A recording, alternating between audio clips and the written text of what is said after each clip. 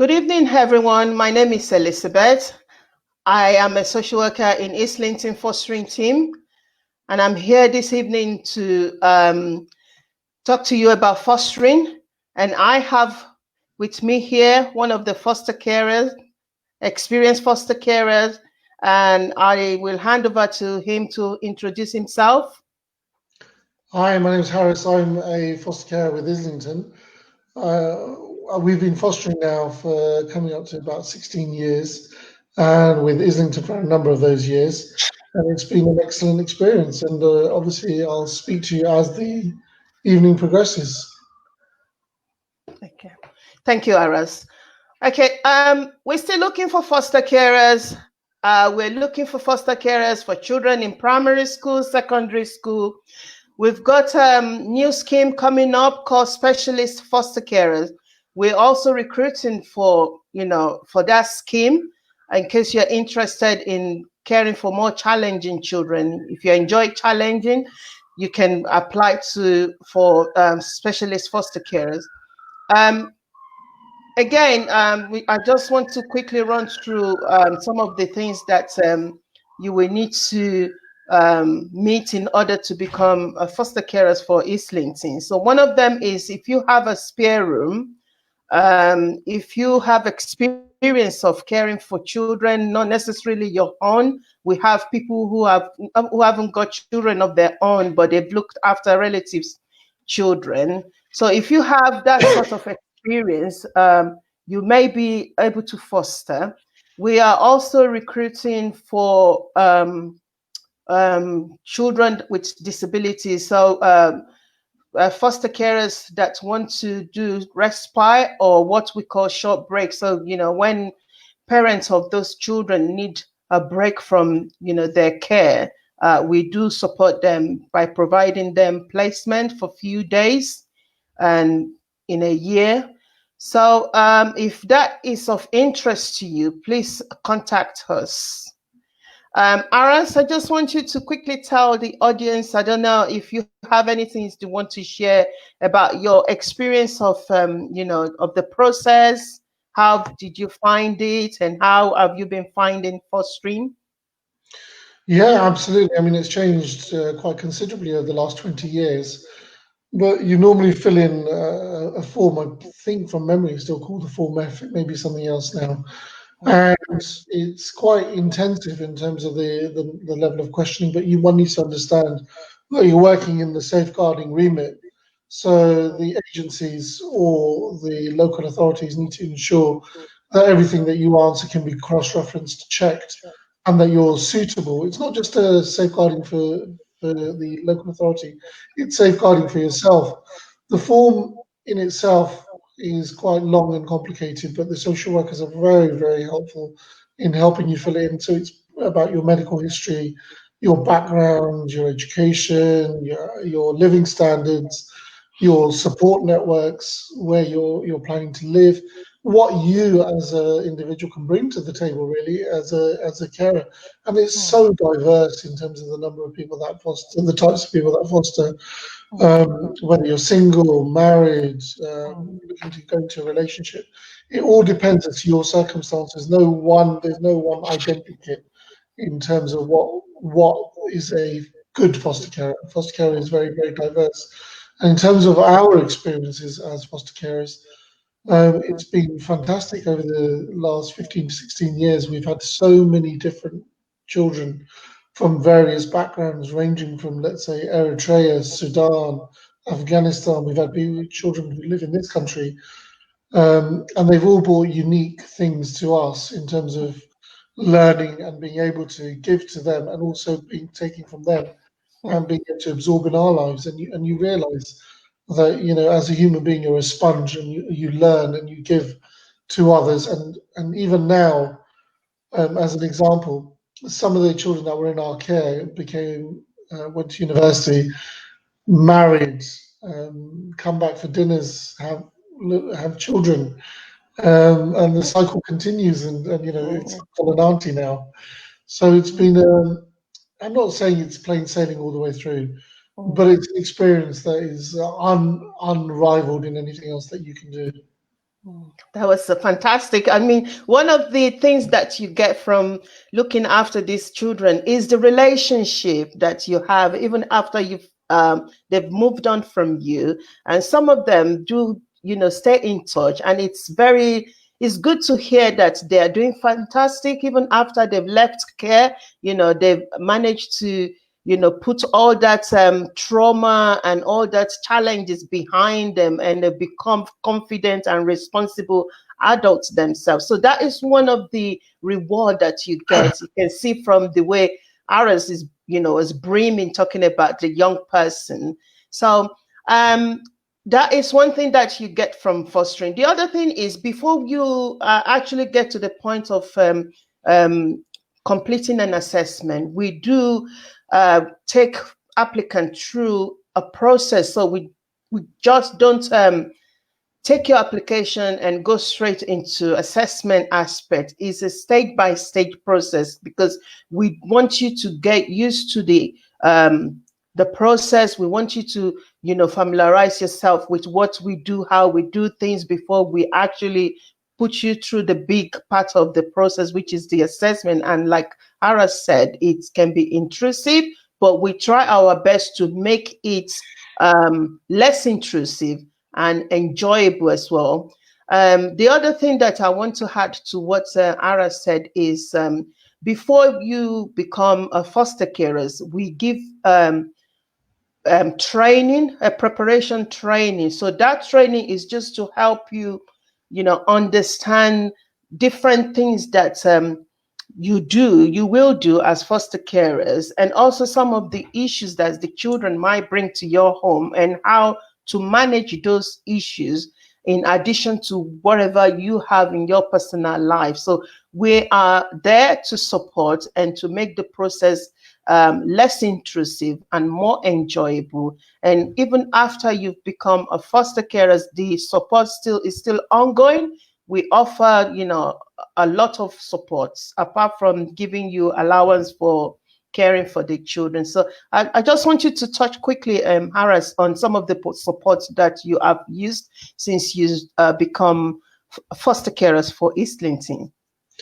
Yeah, I mean, I probably would start slightly before that and say that when we first started fostering, we were with an agency, Mhm. and the agencies obviously are slightly different from local authorities, although you do eventually end up fostering children through an agency or local authority. But when we came to Islington, we noticed the difference compared to an agency is the level of support and the type of support that you get in terms of the local authority, and namely Islington, are able to provide you with, for example, training on asylum seekers, how the law works in relation to dealing with them, the support networks with adult caring, working with difficult teenagers, understanding adolescence and moving into adulthood. And these courses and these training sessions and the ability to talk to your social worker and ask, and if you don't necessarily have the time to ask, the online structure that's available in terms of these courses, and you can book yourself into all of these types of courses, is phenomenal. I mean, we recently finished the safeguarding training, and the issue with young people involved in, say, county lines, which is a current theme, and the level of training that we received was absolutely fantastic, because it gives you the wider perspective in terms of some of these young people and the difficulties that they go through. But what you do feel after the training sessions have taken place is that you feel far better equipped to deal with it. You don't feel that you're on your own. And then the secondary benefit from this is that you meet other carers on the training sessions who are able to give you input, exchange numbers, and provide a network. So it's not necessarily the social workers and the training that they provide, it's the wider training that you receive from the wider networks that you get from the other foster carers and the support that they're plugged into. So I'd say it's a holistic wraparound service that we've received and we continue to receive from Islington. And I don't think that perhaps that you may not get that with the agencies. And I'm not meaning to be disparaging towards agencies, but I just think through local authority and with Islington, the experience that we've had, there's quite a difference in support systems. Thank you, Aras. So this evening, um, one of the things that we would like to talk about is around myth that people have about fostering. We've got few of them that we really want to, shine a light on, so that if you are one of the people that have got these preconceived ideas about fostering. Hopefully, the information we're going to give you will help you and give you courage to come forward and foster. And if there is any that we are not able to touch on this session, can you please drop us an email with whatever the conception might be, and we will try and respond to you as quickly as possible. So I've got a couple of them. So one of them is, can I foster if I am single? We do have quite a lot of single foster carers, and they are really, really doing well. So you don't need to be married, you can be single as long as you have the experience, you have the time, and you have the spare room, and you enjoy challenges, caring for children. You have all of that, then you can come forward. Your status, your marriage status is got nothing to do with whether you can foster or not. It's the experience that counts, and that's what we're looking for. And hopefully, you'll be encouraged this evening to come forward. I also have another myth. It's around, someone just said, do I need a spare room to foster? It depends on the age you are interested in caring for. So in Islington, um, if you want to foster baby from 0 to 3, the child is allowed to share room with you, so that you can have a baby cot in your room. So you don't need to have a spare room if you want to look after babies. But the thing is, recently in Islington, we're not recruiting for babies, because we've got a lot of babies foster carers that haven't got placement. So we don't want to continue recruiting more people when we have not exhausted the foster carers that we have. So it's possible to foster if you haven't got a spare room, but you can only foster babies. If you want to foster older children, you do need to have a spare room. And the other one is, do I need formal qualifications and or experience of caring for children or raising children? So you don't need to have a qualification to be a foster carer. You need, if you have raised your own children, that is a lot of experience that you can bring to fostering. So Haras, when you started fostering originally, not with Islington, did you have children? No, this is the sort of thing that you've highlighted quite well. When we came to fostering, we had no children of our own at that stage, and it was a daunting idea to take somebody into your home, especially young teenagers. That's where we started in terms of thinking about fostering. And not having had our own children, it was, as I mentioned, a daunting prospect to think, well, if we've got no experience, how do we even begin? But then life experiences in terms of what you can bring to the table, in terms of your understanding in wider society, your interactions, how you've dealt with particular situations, your line of work, and things like that. I think, with the training and everything else, it sets you up to give you that level of confidence, even if you haven't have children at that stage. I mean, now we've got 4 of our own children down the line, so it was a really good thing. I mean, sometimes it's almost in reverse. We had the foster children before we had our own children, and we thought we'll see how that goes to judge whether we decide to have our own children. And obviously it went really well, and it's gone really well in terms of fostering. So I'd say, as you say, Elizabeth, there's no rules in terms of whether you've had children or not had children. I think if you've got nephews, nieces, or you've been in environments where you've looked after children, and you think that you're capable enough to look after children, I think that's a good skill set, and you Mhm. shouldn't feel daunted in terms of looking at fostering. Absolutely. And the other thing that we uh, do in Islington is if you haven't got experience and you come in with good skills, good, other experience that you can transfer to fostering, because some people, they're probably working with elderly or adults or supporting their family, looking after their, children that have got disabilities, or every now and then they babysit for their family and friends. So those are the kind of experience that you can actually use, and we help you in your assessment to look back at what you have done and see how can you transfer all this experience and skills to fostering. And in a situation where you haven't done any of this, we will recommend that you do some voluntary work, so we can help you to find a place where you can do the voluntary work. So for instance, there was a time I assessed somebody that haven't got children of her own. So because we couldn't get enough evidence to support the assessment that she's able, she can foster, she's got all this is what she's bringing. So we put the assessment on hold for her to go and gain that experience, whereby she went to a nursery and volunteered there for about 6 months. And when she come back, we just opened the application and resumed the assessment, and she's now fostering for Islington now. So that is the kind of things that we will do if you haven't got any experience, to help you and support you if fostering is something that you really want to do. Yeah. Okay, so in terms of qualification, we have people that are, professionals. We have foster carers that are not professionals. So we have diverse, group of foster carers, people from different walks of life. So you don't really need to have qualification.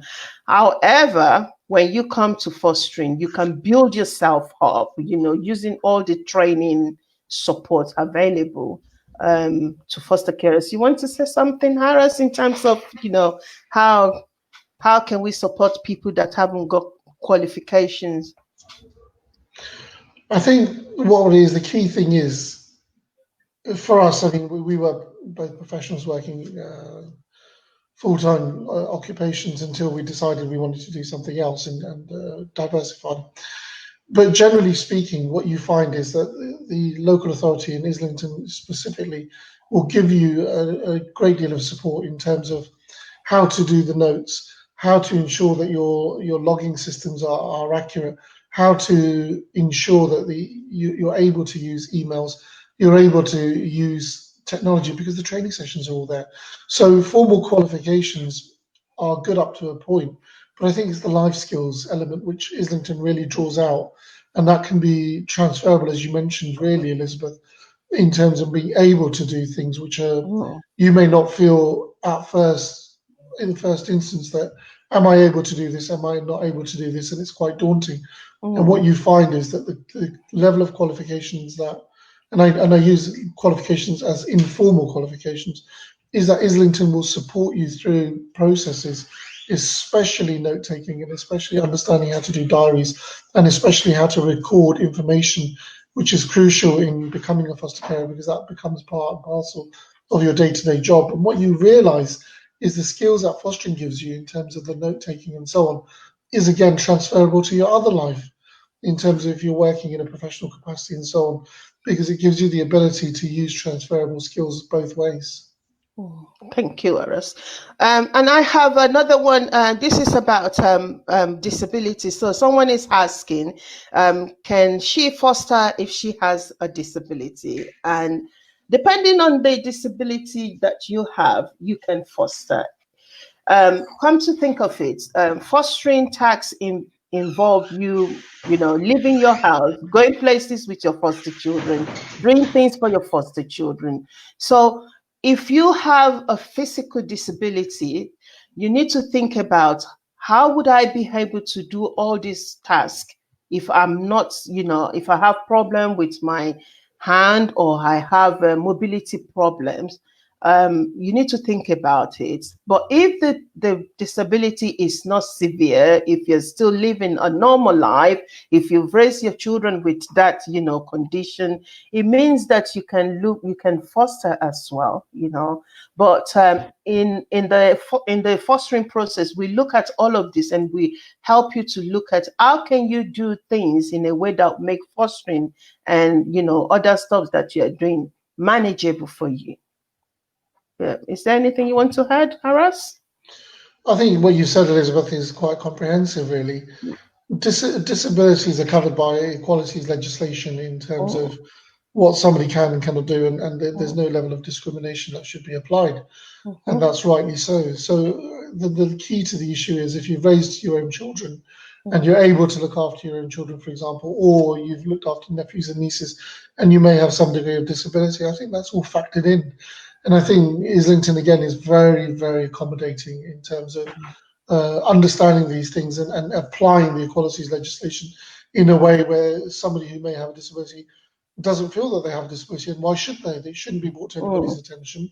And the only thing it may do is if somebody feels slightly hampered by not being able to look after a small baby, because let's say, for example, the thing that you mentioned, Elizabeth, they can't use their hand to pick up mm, a young baby. They can look at fostering older children, mm, which may not necessitate them having to be hands-on. And in fact, they can just conduct their life in a normal way, fostering by looking after slightly older children. And mhm. any form of disability, it doesn't have any impact whatsoever. Okay. Thank you. And the next one is whether you can foster and work full time. I'm going to let Harris talk about that because he works, his wife works, they both work. So and you've been working full time since you joined Islington, even before you joined Islington. So Yeah, I want to share your experience, how you've been managing, juggling full time job with fostering yeah. and also looking after all your own children. Yeah, I mean, I think recently we've got our own businesses now, and it's different. I mean, we've diversified to look to make it more work compatible with our family life in terms of slightly less in terms of working full time for somebody else, but working more towards our own businesses in terms of giving more time towards the family and also towards fostering and so on. I think we've been very, very, very fortunate that we've been able to do that because we were working full time. But when we were working full time, we managed our work schedules, so we were able to look after the children when they came back from college, for example, because they were the older children from 16 to 18. So in the morning we would see them, and then when they would finish college, we would be able to see them, and we would able to invest in time in them. How was your day? What were you doing? What's your work schedule? Do some homework, whether you sit around the table, have dinner, talk about things. And the weekends again, we were able to manage that. I think what you find is that some people think they would have to give up their professional life or whatever they're doing. I think what you can do is you can manage it so you can be slightly more flexible. And I think now most employers work on flexible working where you can Mm, work certain hours and you can take certain hours off where you're able to do things. And I think with adoption, for example, that's more consolidated in the law where somebody who's adopted somebody can take 2 years off, for example, and do this. I think it's 2 years. But fostering also has some benefits like that, where you can approach your employer and say, look, I'm beginning to foster and I need some time and I need a degree of flexibility. So I think what you need to do is look at it how a life work balance situation mm, works for you as an individual or as a family. mm, And I think it can be very easily incorporated into your working life. There's no hard and fast rules. Everything works on flexibility and everything works on how you are able to manage your time. mm. Absolutely. I think the first point of call is to find out from your employer what benefit would you get if you become a foster carer? Would you be allowed to take time off like any other parent in that organization? Would you be allowed to, attend to emergencies when you are called by the school, by, fostering team or social workers? Would you be able to drop what you're doing to attend to that situation? So all that critical question is what you need to check out before you put yourself Yeah.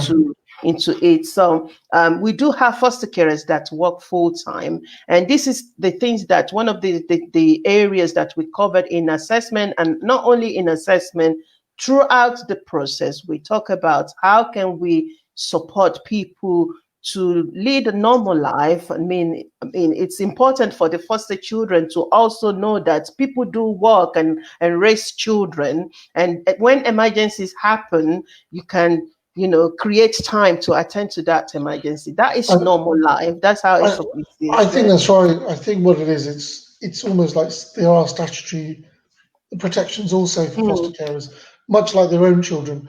And I think mhm, most employers understand that there are emergency situations which will arise, and they're very flexible. I think the thing is, most people need to just check with their current employers and say, look, this is what I'm thinking about doing, as you say, mm, not putting it into writing because most employers won't do that, but they'll just be in mhm, agreement that mm. this may occur, and may need to go. And you'll realize, as human beings, people realize situations, and they're quite flexible in understanding that. Okay. And the last one that I have is I think it's two. One of them is whether someone needs to have his or her own home to foster. We do have a lot of foster carers that live in council accommodation, and we have foster carers that own their own property. So you don't need to be a homeowner to foster. If you live in council property and you have spare room, you can apply, but you need to let them know, that this is what you want to do, so that you're not breaking any law in terms of your tenancy agreement. So it's important that you let them know, and check it out with them before you start the process. Okay. And the last one is if someone saying, if I am identified as LGBTQ plus, can I foster? So we do have people from that community. I'm not sure if people watch our last information session. The foster carers that ran that session was a fantastic foster carer from that community. So we do have people that are, lesbian, gay, transgender, from that community. So if you're in that situation and you want to foster, please do not let your status stop you. We are very, very diverse in Islington. We are very open. We're very flexible, and we do not discriminate against anyone. As long as you have the skills and you haven't got any issues, with children. If you have not committed any crime against children, you are welcome to apply. We will consider your application. Okay. Any other thing I haven't touched on Harris? Yes, something just No, came to my mind, Harris, and then I'm just sorry I caught you. no, no, sorry. Some people ask me in the past whether they can foster children that are not from the same culture or practice the same religion as them, and the answer is yes. So I'll leave that to Harris to answer. I mean, over the 15, 16 years, we've had children from such diverse backgrounds. Um, some religious, some not religious, some similar religion, some completely different. And what you find is that it's not, as foster carers, you're not there to impose your own belief systems on children. What you're there to do is signpost them to what makes them um, what they need. So, for example, I'll give you an example. We had a young Eritrean who was Orthodox Christian and wanted to go to a particular church. So we found the church in West London. I took him there on 3 or 4 separate occasions by tube, so he was familiar with the area, and he was very, very happy because he had a community, an Orthodox Christian community, where he felt very, very comfortable in mixing and coming back and then talking about it and then saying that it really helped him in terms of finding people that he felt very, very comfortable with. I think as foster carers, what our role is really is to give the young people a good start in life, to make them feel comfortable, to make them feel welcome in your home.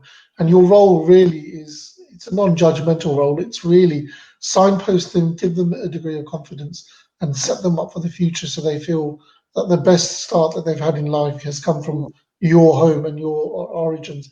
And you do that in a holistic sense with the local authority and all the support that they provide and all the other foster carers that you interact with.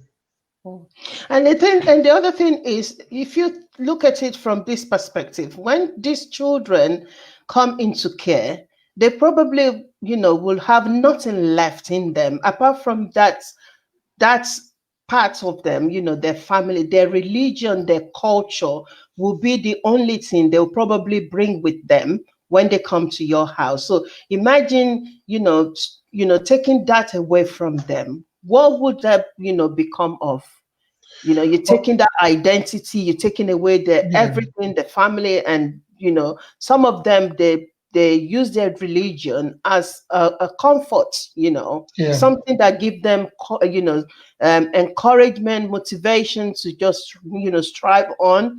And then if that one thing is taken away from them, I think I it's think I think you're devastating.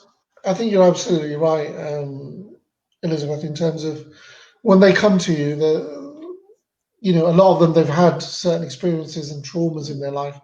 Not all, obviously, but a number of them, and they cling on to certain things. And like you say, religion is something that a number of them find very, very comforting.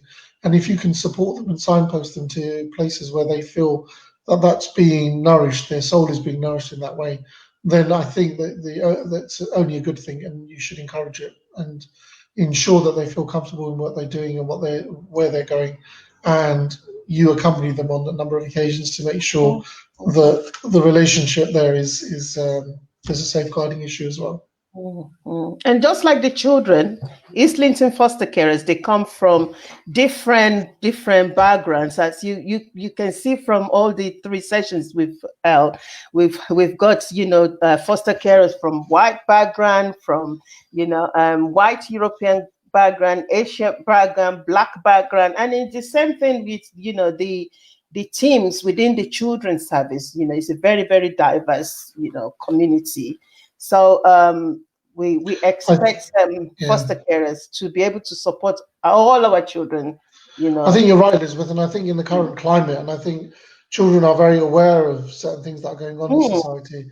And I mm, think as foster carers, if we, diversity is a massive factor. mhm, And the experience I've had in Islington, it's very, very diverse in terms of culturally, in every sense.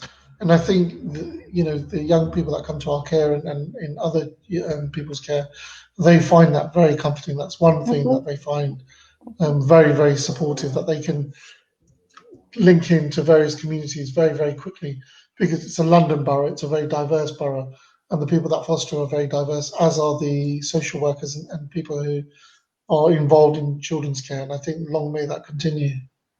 mhm. Okay, so we've now come to the end of this session.